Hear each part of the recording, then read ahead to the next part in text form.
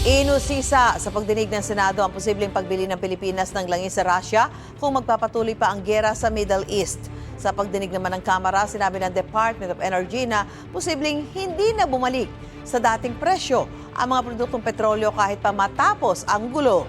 May unang balita, si Ian Cruz. Ilang beses nang sinabi ng Department of Energy, humupa man ang tensyon sa gitnang silangan, malabong bumalik sa dating level ang presyo ng petrolyo bago sumiklab ang giyera. Ang best case scenario anila, pabalik lang sa 75 to 90 pesos per liter ang diesel. Malayo sa dating 48 to 65 pesos per liter bago atakihin ng US at Israel ang Iran noong Pebrero. Bababa raw sa 62 to 75 pesos per liter ang gasolina. Mas mataas pa rin sa dating 50 to 74 pesos per liter bago ang giyera.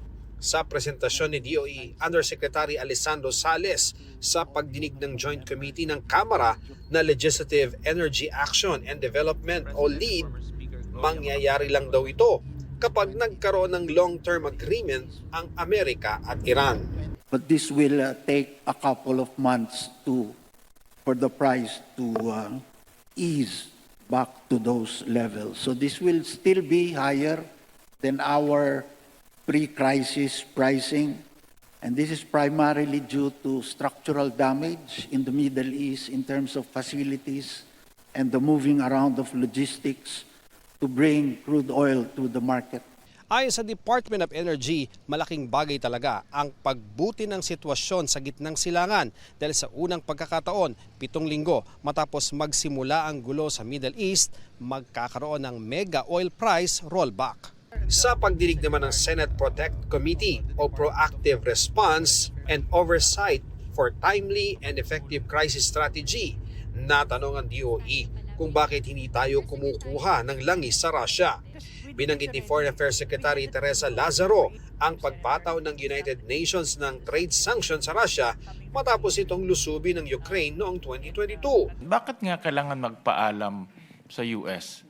Because time is of the essence. There were sanctions imposed by the United Nations and only the United States can lift or exempt those sanctions. And therefore, our Philippine Embassy in Washington, D.C., particularly Ambassador Babes Romualdez, has been negotiating with 2 departments, Department of State and Department of Treasury. Susubukan na raw ng gobyernong bumili ng langis sa Russia pero hindi sila nakahanap ng tamang buyer. But there is no prohibition for PNOC to order oil from Russia at any time. Wala nang paalam-paalam. As a state, I guess, Mr. Chair, you Pwede, could say that. diba? We just follow the diplomatic channels, Mr. Chair, Which is as government to government. Kailangan magpaalam pa rin. Inilahad ni DOE Secretary Garin ang pangamba ng mga oil company na bumili ng langis mula sa Russia. For our private companies, they don't want to buy unless it's lifted kasi baka sila habulin daw ng US, Mr. Chair. So they wanted that. They wanted the clearance before they buy.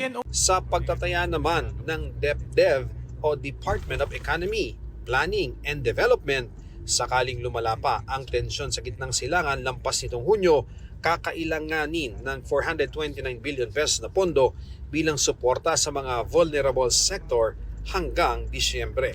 Kasama rito ang para sa fuel subsidy, service contracting program at iba pang para sa sektor ng transportasyon.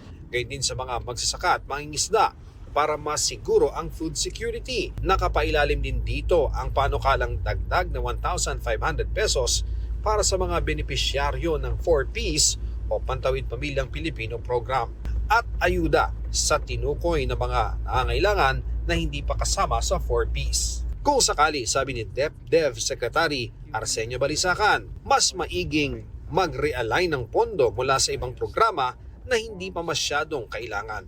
Ito ang unang balita. Ian Cruz, GMA News.